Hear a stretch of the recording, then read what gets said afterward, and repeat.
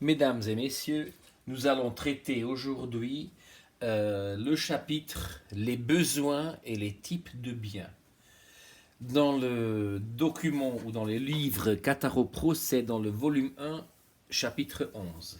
Comme d'habitude, je vais insérer le lien YouTube ici dès que j'aurai téléchargé cette vidéo. Alors, les besoins et les types de biens. Tout d'abord, les objectifs évaluateurs, vous distinguez les types de biens selon la typologie et les critères. Je sais comment les biens peuvent satisfaire le besoin. Vous décrivez les 3 facteurs de production et vous connaissez les éléments de processus de production supplémentaires. Ce que nous avons à la main et à l'aide, c'est la théorie du chapitre 11, les exercices, ce document PowerPoint et des vidéos supplémentaires. Les travaux à faire pour réussir sur ce chapitre, comprendre les objectifs, lire la théorie, lire le résumé PowerPoint, faire des exercices et regarder les vidéos. Le test se fera le 26 août, 30 minutes par écrit. Dans certains cas, cela pourra changer. Les besoins individuels. Alors, tout d'abord, l'être humain a un sentiment de manque, d'où il en résulte un besoin qui généralement sont illimités. Et leur satisfaction est conclue par la consommation de biens. Et évidemment, la satisfaction de ces besoins est différente et unique pour tout le monde. La satisfaction des besoins dépend également du revenu et du temps à disposition.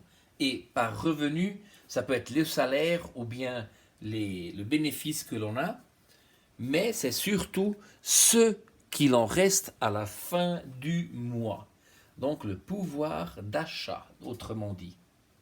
Notez ça, c'est le pouvoir d'achat qui nous reste à disposition à la fin du mois.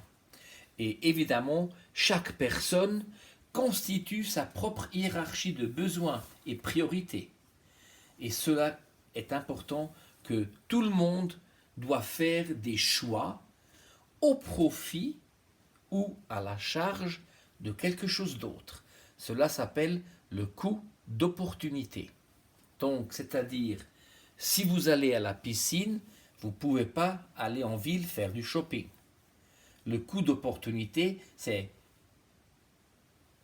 jugez-vous plus valeureux la visite ou le séjour à la piscine ou bien le fait d'aller en ville faire du shopping.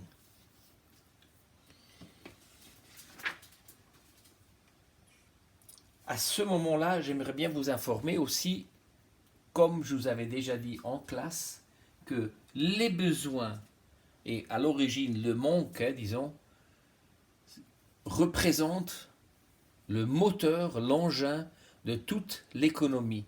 Parce qu'en fait, pour satisfaire les besoins par la consommation, il faut avoir à disposition des produits. Alors, l'origine des besoins ont été triagés par un monsieur américain qui s'appelle Maslow, qui a fondé la théorie de la pyramide de Maslow. Cette pyramide-là, tout au fond, la base représente les besoins physiologiques, donc boire, manger, respirer évidemment, avoir des vêtements, etc. Le deuxième niveau, c'est les besoins de sécurité. À la troisième échelle, les besoins d'appartenance et d'affection. Après, il vient l'estime de soi-même. Et tout en haut, le top of the pyramid, c'est la réalisation de soi-même. Et cela toujours par rapport au sentiment de manque.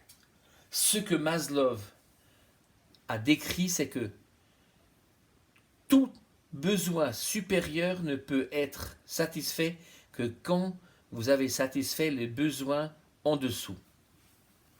Quelques exemples, je me répète, les besoins physiologiques, dormir, manger, boire, respirer, de sécurité, c'est le logement, disons, avoir un toit sur la tête, ou bien le droit de l'homme aussi. L'appartenance et l'affection, c'est l'amitié, l'amour, l'intégration. L'estime de soi-même, c'est les projets, les objectifs, les opinions, les convictions, et les occupations. Et après, la réalisation de soi, par rapport maintenant à l'école commerciale de sport, c'est que vous puissiez suivre votre rêve de sport et en même temps suivre une formation en tant qu'apprenti.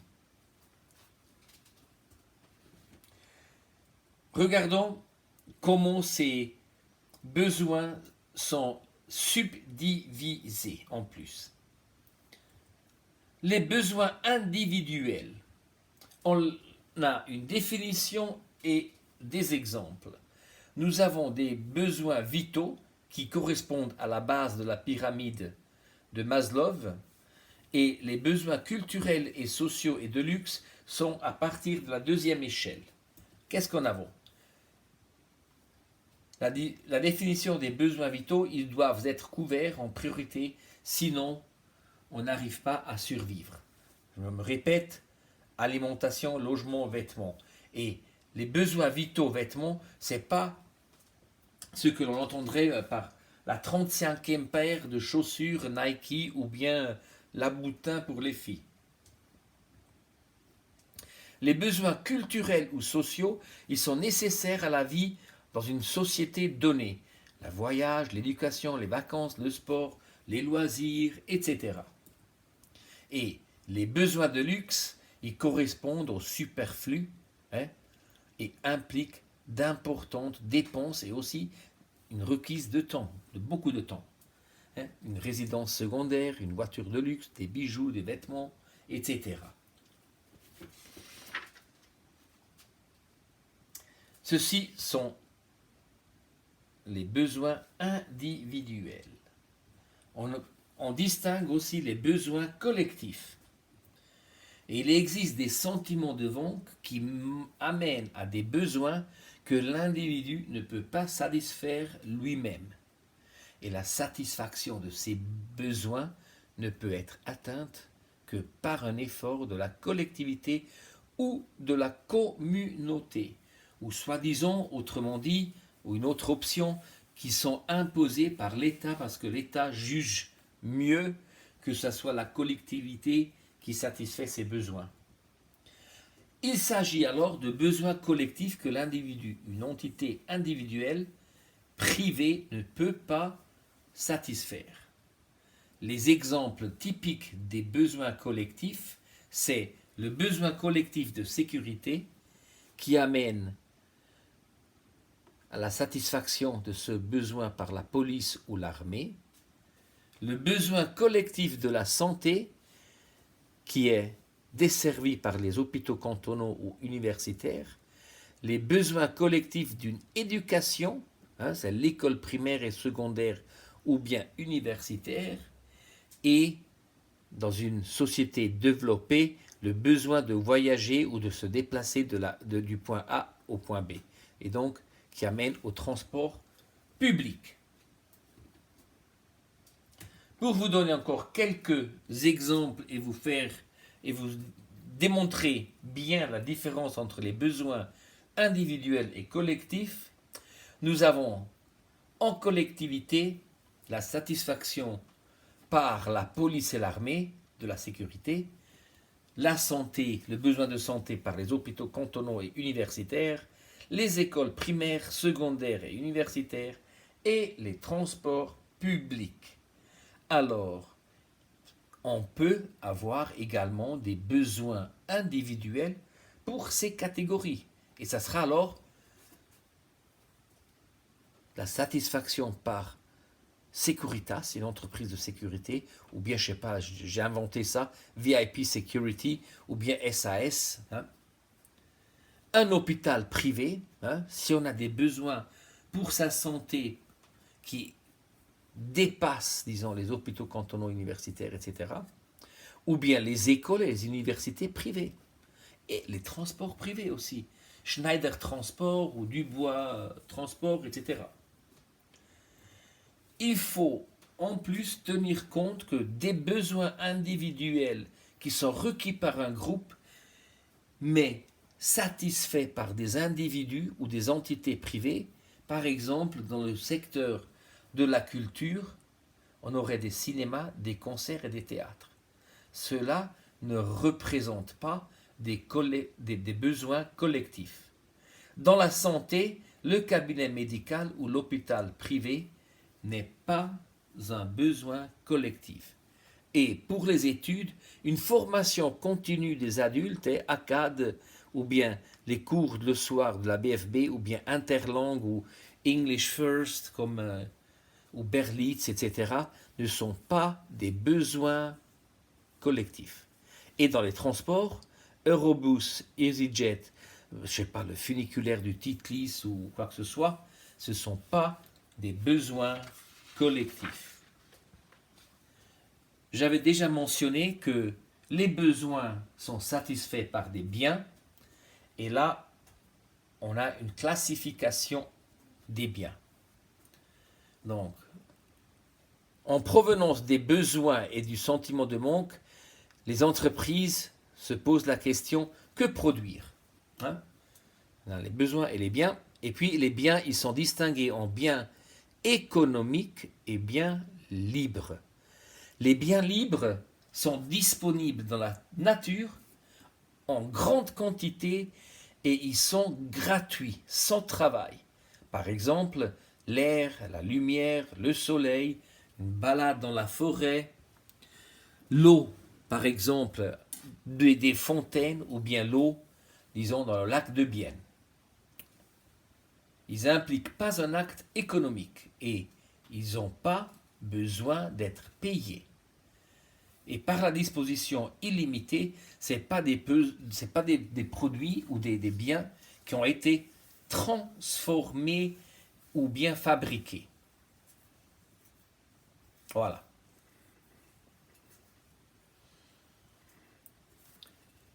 Les produits économiques, pour rester dans le besoin, dans un bien de l'eau, dès que des éléments entrent dans un processus de production, une bouteille d'eau Evian, ce n'est plus un produit libre, mais ça devient un produit ou un bien économique. Et donc, maintenant, on est dans les biens économiques. Tous les biens économiques, ils sont disponibles de manière limitée et ils ont un coût. Ça coûte quelque chose. Et ça implique de la main-d'œuvre, du capital, des ressources, etc. pour les produire. Voilà. Alors, on continue. Ici, la classification des biens, en plus, on les distingue après en biens de consommation qui sont destinés à satisfaire directement un besoin, surtout privé et individuel. Et après, ils sont en plus subdivisés en biens de consommation immédiate, tels que les aliments, le tabac, les journaux, etc., ou bien des biens durables, comme une voiture, des appareils électroménagers ou une brosse à dents. De l'autre côté, on distingue aussi des biens de production ou d'investissement qui ne servent pas à la consommation directe ou à la satisfaction d'un besoin individuel, mais qui sont utilisés à la production de biens de consommation. Ce sont, par exemple, une machine dans une entreprise, les outils ou bien les matières premières. On regarde ça un petit peu de manière structurée. Nous avons encore ici les biens économiques et libres, les biens économiques qui sont subdivisés en biens matériels et des biens immatériels. Les biens immatériels sont des services, sont des droits d'auteur, etc. Et les biens matériels sont subdivisés, comme je viens de dire, en biens de consommation et des biens de production ou d'investissement. Et ces deux catégories de produits ou de biens sont subdivisés en biens durables et de consommation immédiate. Et c'est applicable pour les deux, pour les biens de consommation et les biens de production. Regardons cela. Nous avons les biens à utilisation durable, les biens à consommation immédiate, et nous avons les biens de consommation et de production. Alors, un ordinateur que vous avez à la maison, ça devient ou c'est un bien de consommation à utilisation durable. Vos stylos et vos crayons, idem, utilisation durable. La brosse à dents, normalement, ça s'utilise combien de temps? 6 semaines, 2 mois peut-être? Ou bien des vêtements, et ou bien une voiture privée. Ou si à la cave, vous avez un marteau ou un tournevis, ça aussi, ça reste dans le secteur du privé des biens de consommation à utilisation durable. Maintenant, du moment que l'on rentre dans un environnement de production, on parle de biens de production ou d'investissement. Et les mêmes biens deviennent des biens de production à utilisation durable. Une entreprise va utiliser l'ordinateur pendant des années pour en imprimer ou en écrire des factures, des lettres de correspondance, etc., des stylos, des crayons pour prendre des notes pendant des meetings, etc. Ou bien, disons, si c'est un dentiste par exemple, la brosse à dents, qui pourrait rester dans l'utilisation pendant un certain temps. Ou bien des vêtements également, des uniformes par exemple. Et ici, je suis désolé, j'ai oublié de mettre voiture de fonction. Ce n'est pas une voiture privée, c'est une voiture de fonction. Ou bien pour un menuisier, un marteau, un tournevis, etc.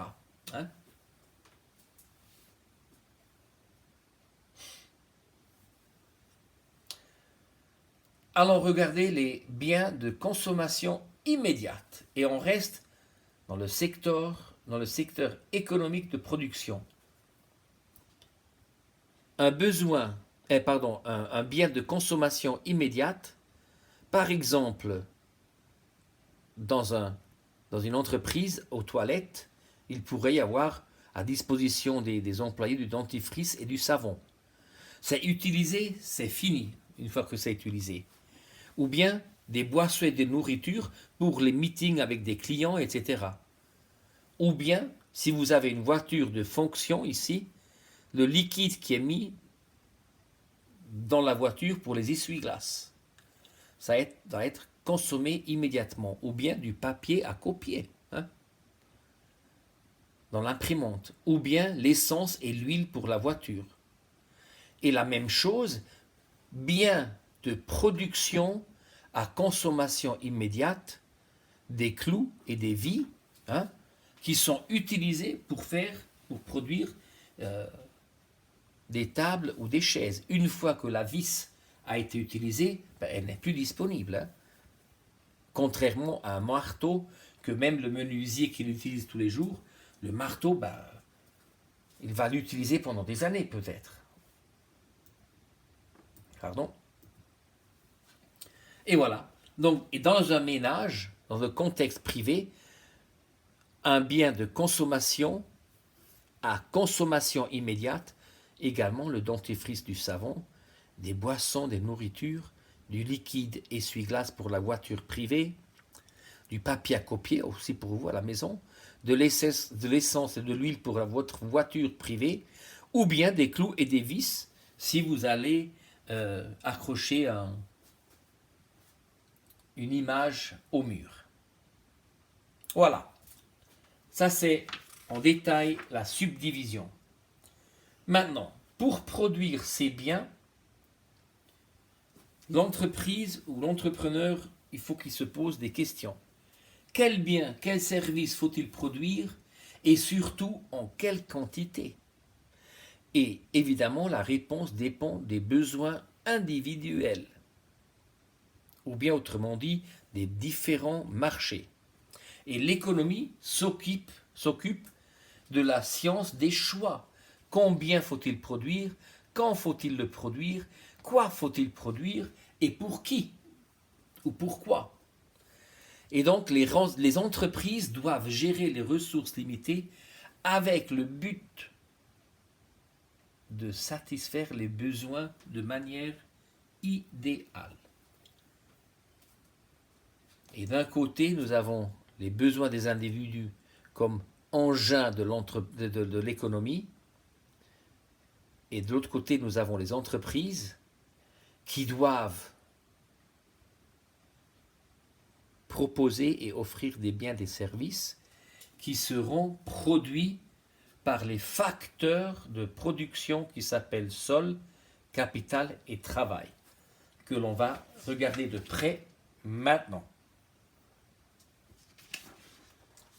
Le sol, c'est le terrain où l'entreprise a bâti son bâtiment, ou l'entreprise, un hangar, un stock, un entrepôt, etc.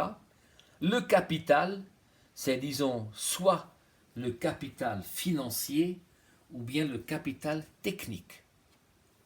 Et par le travail, on entend le savoir-faire, les connaissances pour savoir comment produire les besoins. Voilà. On rentre ici encore en détail. Le sol fournit les matières premières et reprend la fonction de terrain sur lequel une entreprise peut construire un bâtiment. L'indemnité ou la rémunération pour ça, c'est soit le loyer si on loue, soit le prix si on achète le sol. Le capital, c'est l'ensemble des biens de production, capital technique, je viens de le dire, les machines, le capital immatériel, les licences et les brevets, ou bien le capital financier, soit les fonds propres ou les fonds étrangers. Et la rémunération, c'est le bénéfice à la fin de l'année pour une entreprise ou bien l'intérêt si le capital a été prêté. Et le travail ou bien la main-d'œuvre, c'est l'activité physique ou intellectuelle des personnes dans les entreprises. Et la rémunération, c'est le salaire.